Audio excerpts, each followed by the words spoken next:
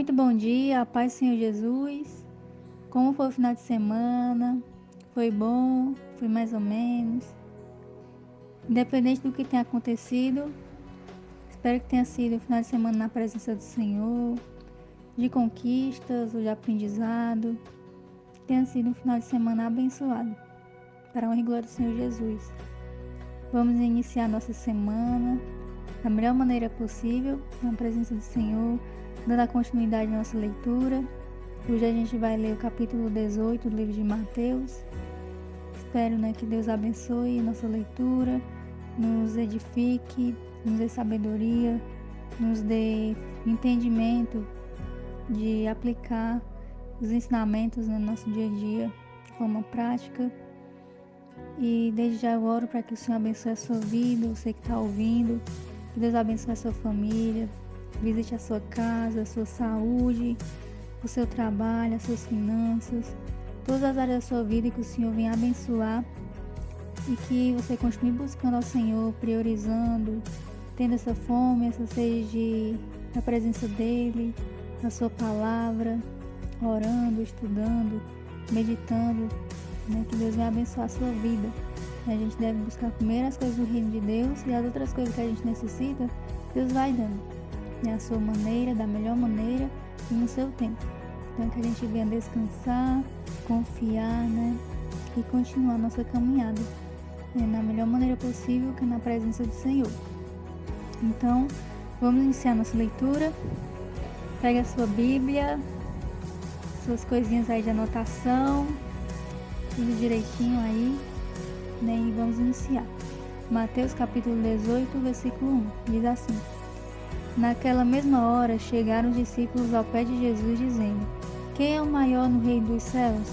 E Jesus, chamando o menino, pôs no meio deles e disse: Em verdade vos digo que, se não vos converterdes e não vos fizerdes como meninos, de modo algum entrarei no reino dos céus. Portanto, aquele que se humilhar como este menino, esse é o maior no reino dos céus. E qualquer que receber em meu nome um menino, tal como este, a mim me recebe. Então, questão das crianças, aqui na minha tradução é meninos, mas aqui está falando das crianças. Crianças a gente sabe que são pessoas puras, de coração puro, não vê maldade em nada, e esse é um dos requisitos, para a gente estar no reino dos céus. Mas uma coisa que eu aprendi esses dias, no curso que eu estou fazendo sobre inteligência emocional, é que crianças também, além da pureza, elas têm uma fé muito grande. Então elas acreditam que as coisas vão acontecer, Elas não ficam duvidando, não ficam questionando como é que vai ser, Essas coisas mais administrativas que nós adultos nós nos preocupamos, Então chega uma fase da vida da criança que ela começa a dizer: quando eu crescer eu vou ser isso, quando eu crescer eu vou ser um astronauta, quando eu crescer eu vou ser um palhaço, quando eu crescer, E geralmente são coisas assim que nós adultos muitas vezes não queremos, A maioria, Mas aí as crianças, tem criança que, quando eu crescer eu vou ser um gari, Não desprezando esses trabalhos, Mas são trabalhos bem, assim, que a maioria de nós não desejamos, Às vezes a condição nos leva a esses trabalhos, Mas não quer dizer que a gente não vá fazer um bom trabalho, Então, é das coisas mais simples às mais extraordinárias, Desde de gari ou, não sei, o vendedor de água na praia, Tem até uma história do homem, que ele alcançou um sucesso, Porque ele começou a vender e começou a crescer, E desde até isso, até ser um astronauta, E viajar para fora do planeta. Então, crianças, elas são muito sonhadoras e elas têm fé que isso vai acontecer. Então, essa também é uma das características das crianças, Elas têm fé, elas não ficam pensando em como vai ser, não. Elas querem ser e aí elas ficam pensando e sonhando que vai ser, E aí, muitas das vezes a gente precisa incentivar essas crianças a continuarem sonhando. Só que a gente, com a visão madura, amadurecida, a gente permite que ela sonhe, mas sempre com que ela seja da melhor maneira possível. Por exemplo, a criança diz assim: eu quero ser um gari. A gente pensa assim, vai juntar lixo da rua? Não, você amadurece a ideia, né? Você quer ser gari, então você vai ser o melhor gari, você vai abrir uma empresa de reciclagem, você vai crescendo, né? Você vai colocando a maturidade, né, para criança, mas jamais retire um sonho de uma criança, né? Por mais bobo que seja. Sempre acredite, né, nos sonhos de alguém, né? O que não é importante pra gente é importante pra alguém. E aí as crianças têm essa característica, né? Elas são muito sonhadoras e elas têm fé, elas acreditam, né, que podem realmente ser, né, aquilo que elas querem ser. Então, pra gente ir pro reino dos céus, nós temos que ser puros e ter fé também, né? Mesmo que as pessoas ao nosso redor digam que não, né, que Jesus não vai voltar, que o reino dos céus não é verdade, não sei o quê, né, mas a gente tem que ter a fé, acreditar, né, naquilo que Deus diz na sua palavra, né? Então esse é um dos requisitos também das crianças e da característica de criança e requisitos para ir para o céu, né, que nós temos que ser assim. Então, continuando, né? Versículo 6.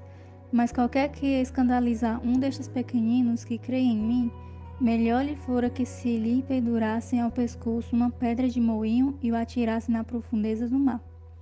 Então, escandalizar crianças, né? Vai desde tentar desvirtuar, né? Tirar a pureza da criança, como a gente vê, tanto de uma forma indireta como diretamente. De uma forma indireta, são essas ideologias que estão tentando implantar na mente das crianças através de adultos que não têm valores, né? Que acham que isso é certo, né?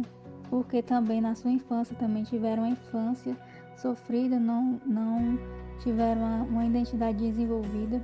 Então acreditam nessas coisas que o mundo diz, que Satanás utiliza, né? Pessoas para pregar essas ideologias e aí acabam desvirtuando as crianças, que esse é um dos objetivos do inimigo, acabar com a família, acabar com a criança. Ele vai no mais vulnerável, né? Pra você ver como ele é mais baixo. Ele vai na família e vai mais no vulnerável, né? Nas crianças, porque a criança também quer também desrespeitar uma nova geração, né? Então ele vai focar naquilo que vai destruir o futuro, né? Que são as crianças.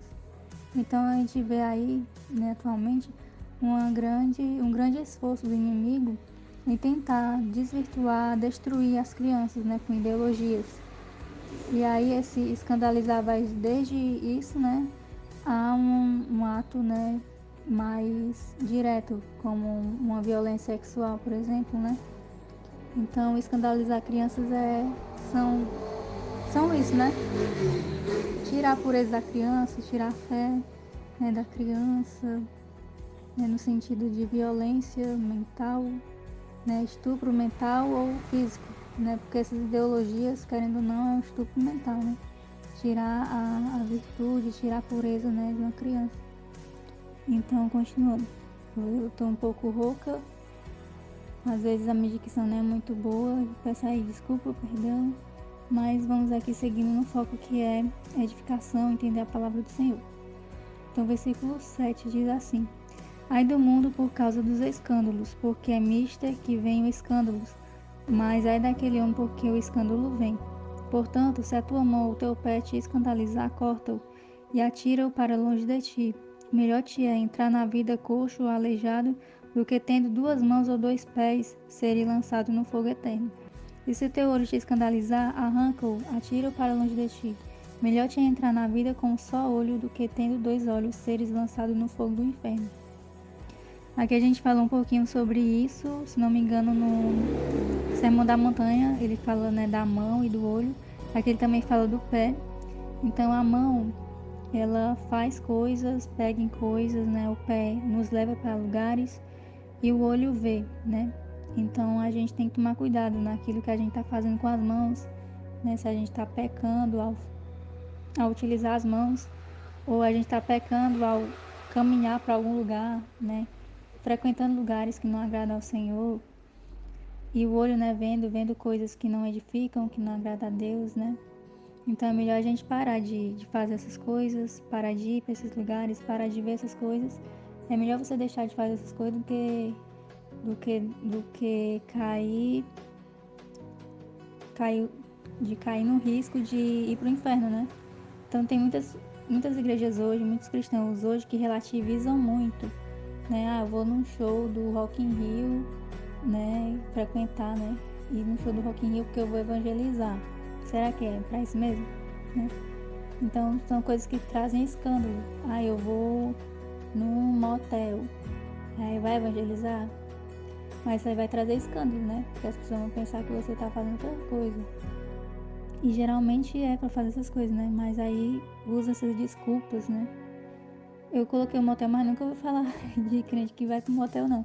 Mas já ouvi falar de crente jovem, né? Que vai no Rock in Rio, né? Que vai... E outras coisas aí, né? Que causam escândalos. Aqui onde eu moro, no Ceará, no interior, não tem essas coisas de Rock in Rio, né? Mas tem, por exemplo, na Seresta. Que aqui tem, né? Seresta. Ou vai num show de forró, não sei aonde, né?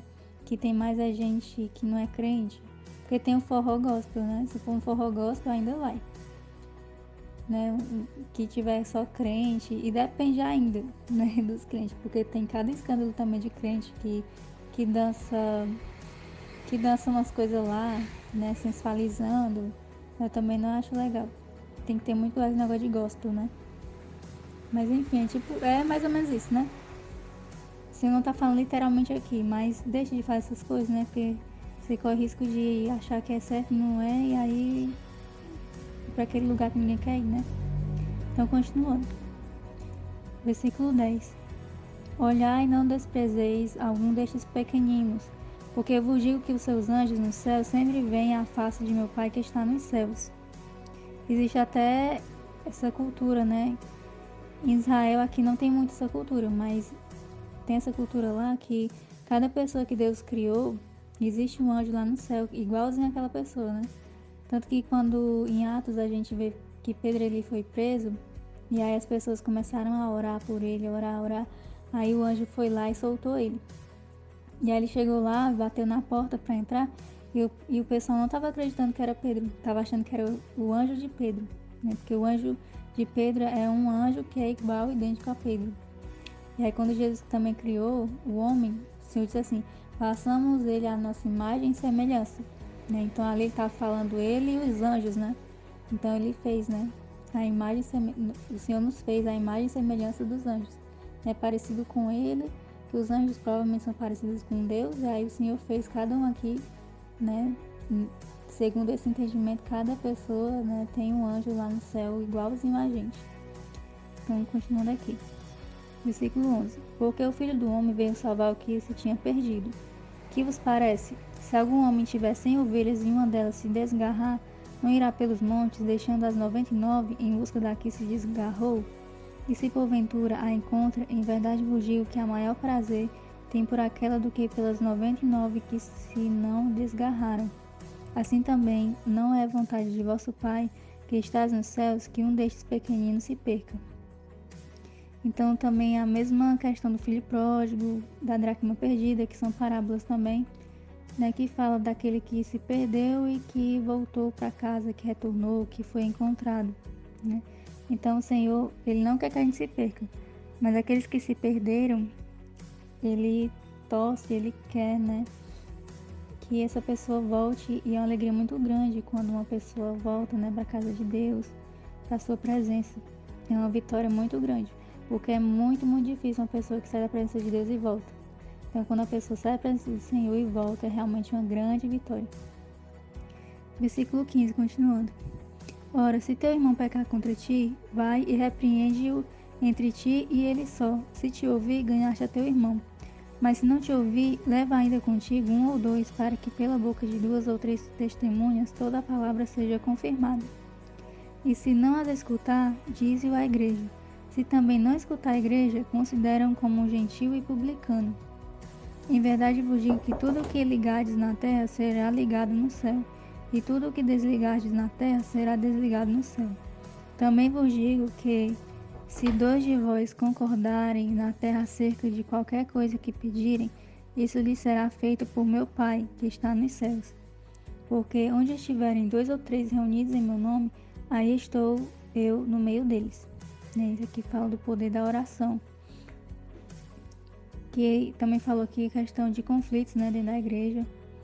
Então, quando o irmão ele pecar contra a gente, nos ofender, a gente vai e fala com a pessoa. Se a pessoa não dá ouvidos, ou até mesmo não precisa ser contra a gente, né?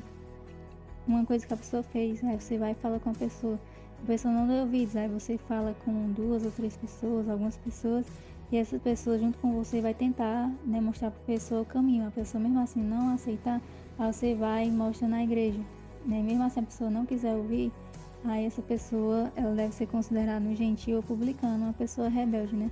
Gentil era aqui nesse contexto uma pessoa que não era de Israel e publicano uma pessoa de Roma. Então era uma pessoa que não fazia parte do corpo, né? Não fazia parte daquele povo, né? Então era considerada uma pessoa que não fazia parte daquele povo, não fazia parte daquele grupo. E aí aqui ele fala da oração, que quando a gente está 2 ou 3 reunidos em meu nome, o Senhor se manifesta, né? Está no meio de nós. Então, quando a gente está em oração, por isso que é bom a gente congregar, porque quando a gente está orando sozinho com o Senhor, é uma coisa, né? A gente está na intimidade com Deus. E quando a gente quer orar por uma causa e se reúne com outras pessoas da igreja, né? É como se aquela oração ela fosse mais intensa. É como se quando a gente está orando juntos pelo mesmo propósito, é como se a nossa mente, a nossa alma, a nossa emoção, o nosso espírito estivesse ligado em um só espírito, que é o Espírito Santo do Senhor. E aí aquela oração ela chega de uma forma mais intensa diante do trono de Deus, né? É a mesma coisa de você, por exemplo, você vai sozinho, vou dar aqui um exemplo prático do dia a dia. Tá acontecendo alguma coisa e aí você vai na prefeitura atrás de resolver isso, você sozinho. E outra coisa diferente é quando você vai na prefeitura e leva um abaixo-assinado, aí você vê que tem mais pessoas que realmente precisam, que estão querendo, a pessoa vai e tenta resolver mais rápido, né? Então é basicamente isso na oração, né? Quando a gente ora juntos por um propósito. Quanto mais pessoas orando por um propósito, melhor ainda, né? Porque mostra ao Senhor que aquilo ali é realmente importante. Então, continuando. Versículo 21. Então Pedro, aproximando-se dele, disse: Senhor, até quantas vezes pecará meu irmão contra mim e eu lhe perdoarei? Até 7? Jesus lhe disse: Não te digo que até 7, mas até 70 vezes 7. Aqui a gente aprende algumas coisinhas. Uma delas é que, na cultura de Israel, a pessoa perdoar até 3 vezes já era muito, né? A gente vê no livro de Amós, no livro de Jó, que eles tinham essa cultura, né? De, justamente também através desses livros, né? Existia essa cultura de que uma pessoa errasse contra mim, uma pessoa errasse me ofender, se fizesse alguma coisa que eu não gostei, poderia fazer até 3 vezes. Na 4ª vez já não dava mais certo, já não perdoava mais. Então, nessa cultura, até 3 era ótimo. E aí, Pedro, quando disse 7, ele já estava sendo muito, muito generoso na mente dele, né? Então, não é só 3, é até 7, então, porque 7 também tem um significado na cultura, né, judaica. Os números têm significado na cultura judaica. Então, 7, ele é o número que a gente entende como o número da perfeição, né? E dizem que é o número de Deus também, porque é o único que é perfeito. Então ele disse, né? Ele quis, tipo assim, ser muito generoso, né? Quis, assim, exagerar sendo generoso, né? Até 7, porque 3 com certeza não é, né? Que ele sabe que Rafa percebeu que Jesus, ele quebrava, né? E a lei rompia, né? Com essas tradições. E aí ele perguntou até 7. Aí Jesus disse, até 70 vezes 7. Então, por que Jesus falou 70 vezes 7? 70 vezes 7, ou em outras traduções, 77, ele faz referência ao que um homem lá do Velho Testamento falou, a descendência de Caim, logo lá na criação, por ali em Gênesis, né? Que é um descendente de Caim, que ele é tido como o homem mais vingativo, né, descrito na palavra do Senhor. Então, lá em Gênesis capítulo 4, versículo 24, se você quiser dar uma olhadinha ou dar um pause para olhar, Lameque fala, né, que uma pessoa que ofendesse ele, ele iria se vingar até 70 vezes 7, ou em outras traduções, 77 vezes, né? Isso quer dizer, no hebraico, 77 vezes, ou 70 vezes 7, né? É uma expressão que significa Shevin Shevá, em hebraico, e que significa até que tudo se complete, né? Até o fim de tudo, até o fim dos tempos, até que tudo se complete, até eu ficar vivo, né? Até o mundo existir. Então, aqui Jesus fez referência a isso, a essa expressão, né, que Lameque falou, né? O homem mais vingativo descrito na Bíblia, né? Ele usou essa expressão para falar de uma vingança, né, jamais esquecida, né, uma vingança permanente, né? E Jesus, ele colocou-se, né, rompeu com isso. Ao invés de se vingar da mesma maneira que Lameque, com o mesmo furor de Lameque, né, mas a gente perdoar, né, com esse mesmo vigor, né, que Lameque tinha em se vingar, a gente tem que ter o vigor não para se vingar, mas para perdoar, né? E aí esse Shevin Shevá, 70 vezes 7 ou 77 vezes, quer dizer que perdoar até o existir. Até o existir a gente tem que perdoar. Ou até aquela pessoa existir, eu tenho que perdoar aquela pessoa. Até o mundo existir, até a gente existir, né? Porque a gente pode existir até o mundo se acabar, questão do arrebatamento, né? Ou a gente pode morrer primeiro, a pessoa pode morrer primeiro, a gente ficar, enfim. Até que tudo se complete, até a gente não existir mais, a gente tem que perdoar. Então, esses 70 vezes 7 ou 77 vezes, né? Significa isso, né? Não é 490 vezes que a gente tem que perdoar, ou 77 vezes colocar lá na tabela, a pessoa ficou comigo hoje pela 50ª vez, não é assim, né? Mas significa isso, né? É essa intensidade ou essa constância em perdoar aqueles que nos ofendem. Então, versículo 23. Por isso, o reino dos céus pode comparar-se a um certo rei que quis fazer contas com seus servos, e começando a fazer contas, foi-lhe apresentado um que lhe devia 10.000 talentos. E não tendo ele com quem pagar, o seu senhor mandou que ele, sua mulher e seus filhos fossem vendidos como tudo quanto tinha, para que a dívida se lhe pagasse. Então aquele servo, prostrando-se, o adorava, dizendo: Senhor, seja generoso para comigo e tudo te pagarei. Então o senhor daquele servo, movido de íntima compaixão, soltou-o e perdoou-lhe a dívida. Saindo, porém, aquele servo encontrou um dos seus conservos que lhe devia 100 dinheiros e, lançando mão dele, sufocava-o, dizendo: Paga-me o que me deves.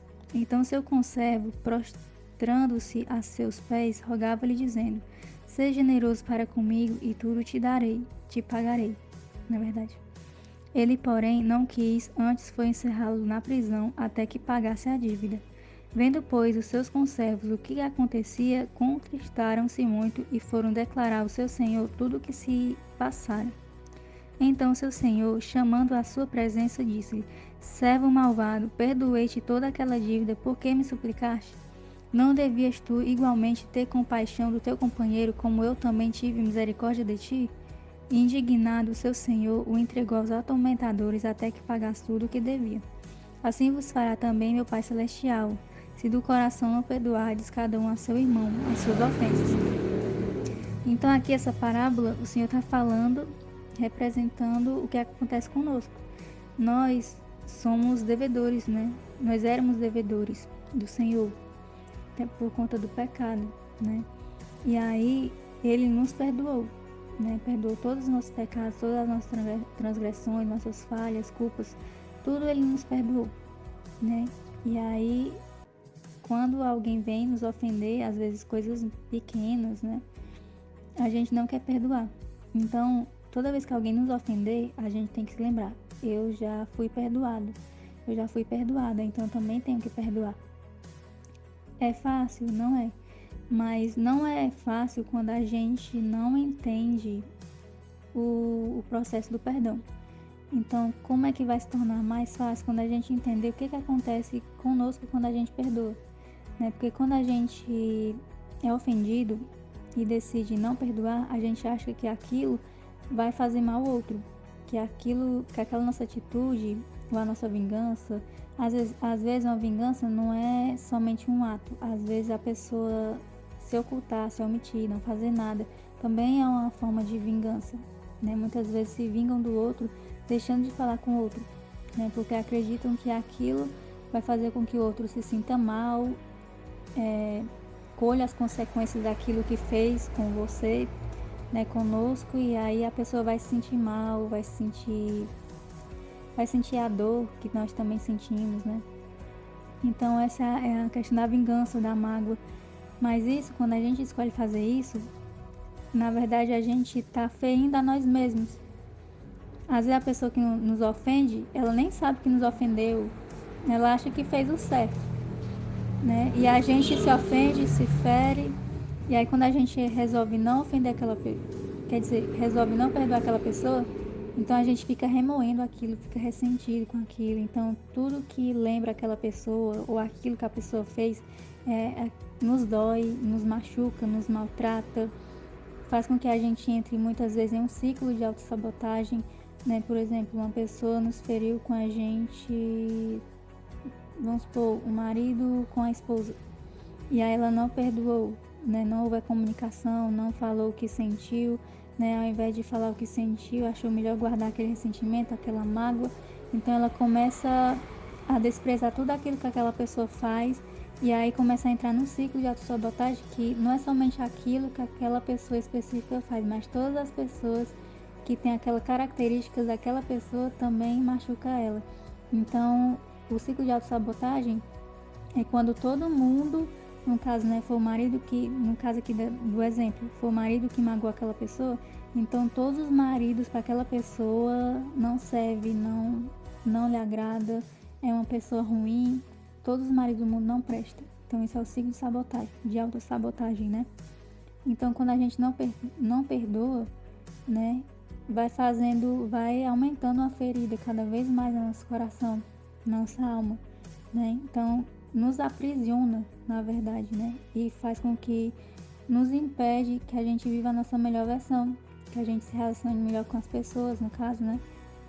Então é isso que acontece quando nós não perdoamos. Nós nos magoamos, né? Nós entramos nesse ciclo que atrapalha com que a gente conviva com outras pessoas, por exemplo, né? A gente vive uma vida aprisionada, né? Então isso acontece quando a gente não perdoa. E quando a gente perdoa, não é que a gente está fazendo assim, dando um de besta, né? Digamos essa expressão. A pessoa fez aquilo, então a gente vai aceitar, a gente vai concordar, não é. Mas quando a gente perdoa, a gente entende que aquela pessoa fez aquilo com a gente porque foi o melhor que aquela pessoa achou que estava fazendo, né? Foi o melhor que ela pôde oferecer. E se é o melhor, se o que ela pôde oferecer de melhor não for o melhor, foi porque ela aprendeu que aquilo ali era o melhor. Então existia também ali um ciclo, né? Ela recebeu aquilo e foi aquilo que ela pôde dar, né? Então a gente entendendo por esse lado, né? O lado da pessoa, que a pessoa é daquele jeito porque ela aprendeu que era aquilo ali, né? A gente vê que ela também foi, em algum momento da sua vida, ela também foi uma vítima, né? E aí ao invés da gente se ofender com a pessoa, a gente se ofende com a atitude daquela pessoa, né? E a gente decide fazer com que aquela atitude ela se encerre ali naquela situação, ela não vai perpetuar com a gente, né? Porque também quando a pessoa não perdoa, na maioria dos casos ou em muitos casos, a pessoa faz a mesma coisa que fizeram com ela, com outras pessoas também. Então quando a gente perdoa, a gente renega aquela atitude e perdoa a pessoa em si, né? Vendo que a pessoa também, ela foi em algum momento da sua vida, ela foi vítima, ela também foi ferida, né? E aquilo que me magoou, que nos magoou, se encerra ali, a gente não dá continuidade àquilo ali, né? Então quando a gente perdoa, é mais ou menos esse o processo, né? A gente entende as consequências de não perdoar e a gente entende também o lado da pessoa e aí a gente perdoa aquela pessoa.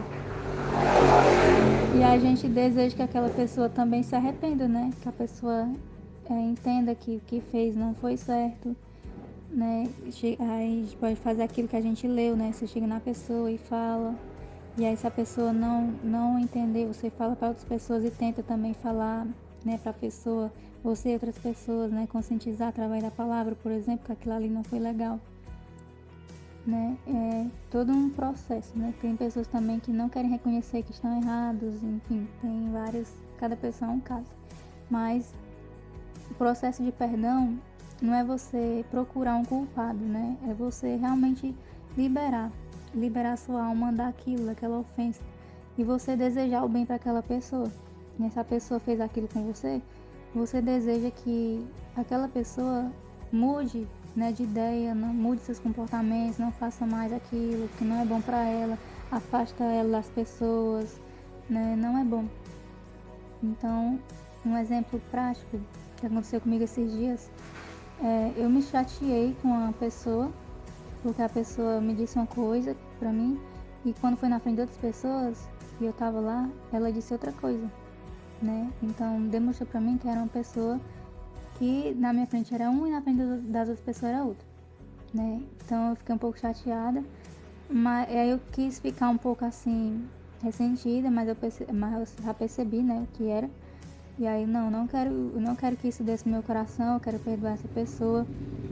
Eu quero que essa pessoa veja, né, que o Senhor toca no coração dessa pessoa, né, mostra para essa pessoa que essa atitude não foi legal, que ela não continue mais com isso, que não foi legal, né, e também não quero que ela fique com vergonha de mim, porque eu notei que ela ficou meio assim, envergonhada, né, comigo, porque as outras pessoas não sabiam, mas eu sabia a opinião dela, né. E eu notei que ela ficou um pouco assim envergonhada, então eu também fiquei desconfortável com essa situação, né? Não queria que ela ficasse desconfortável comigo, mas também serviu de um alerta, né, para mim entender quem realmente era a pessoa. Hoje eu também já não confio mais. Então, não confio mais assim hoje, mas se a pessoa depois demonstrar que mudou, eu posso até confiar de novo, né? Mas quando a pessoa quebra a confiança, a pessoa pode até perdoar, mas existe todo um processo também para perdoar, nesse sentido da confiança, né? De perdoar para não ter nenhum ressentimento é mais fácil. Agora, por exemplo, perdoar e confiar novamente, por exemplo, de novo, casamento, né? A mulher foi vítima de traição, e aí ela pode perdoar, né? No sentido de não guardar nenhuma mágoa, seguir a sua vida e a outra pessoa seguir a outra vida com outra pessoa. Como ela também pode, isso aí é um processo, primeiro processo, libera, né? Libera o perdão, libera a sua alma dessa ferida. Perdoa essa pessoa pode ter aprendido com os pais, com alguém, que isso era o certo, ou tem algum problema, sei lá, hormonal, pode ser vários motivos, né? Aí você perdoa a pessoa, né? Condena o ato, né? Não é certo, mas a pessoa você perdoa. E aí, pra se reconciliar já é outro processo também, né? Aí a pessoa tem que ser supervisionada, tem que dar mais satisfação, né? Não pode colocar senha no celular. Na verdade, isso não pode ter em nenhum momento da vida do casal, né? Negócio de senha. Não existe negócio de privacidade entre casais, né? Todo mundo tem que ter acesso às suas coisas, não existe negócio de senha não, né? Então, as mensagens, se você quiser, você pode olhar as mensagens, então tem que ser uma coisa supervisionada, né? Pra ir, a pessoa vai sair pra um lugar, você tem que saber pra onde é que a pessoa vai, tudo bem direitinho, tudo isso pra reconquistar a confiança, né? E não é errado, né? Quer se reconciliar, errou com você, perdoou, quer se reconciliar, a pessoa tem que agora ter mais cuidado, dar mais satisfação. E a pessoa que errou, ela tem que sim reconquistar sua confiança, né? Não é que você esteja fazendo errado ao fazer isso. Então é basicamente isso, né? Questão do perdão. Quando a gente perdoa, a gente libera a nossa alma da ferida, né? Deixa de ser ferida e também deixa de ferir outras pessoas, evita de ferir outras pessoas. E quando a gente perdoa, voltando aqui pro número, né, do 7, 70 vezes 7, 77, o número da perfeição, que representa também a Deus, né? Quanto mais a gente perdoa, mais a gente se assemelha ao Senhor, né?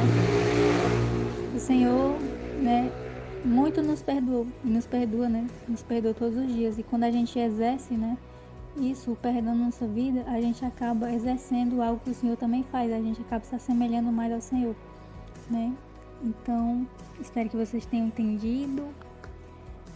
Qualquer dúvida, comentário, pode comentar, né, nos comentários ou no grupo. Alguma coisa a acrescentar também, fique à vontade. Espero que tenha edificado você essa leitura, esse estudo. Compartilhe com seus amigos, seus irmãos. Compartilhe o vídeo e compartilhe também o que você aprendeu nas conversas aí, né, das rodas de amigo, nas caminhadas da vida, enfim, onde você estiver, né? Busque falar mais a palavra do Senhor. Amém? Então, Deus te abençoe a sua vida e até a próxima.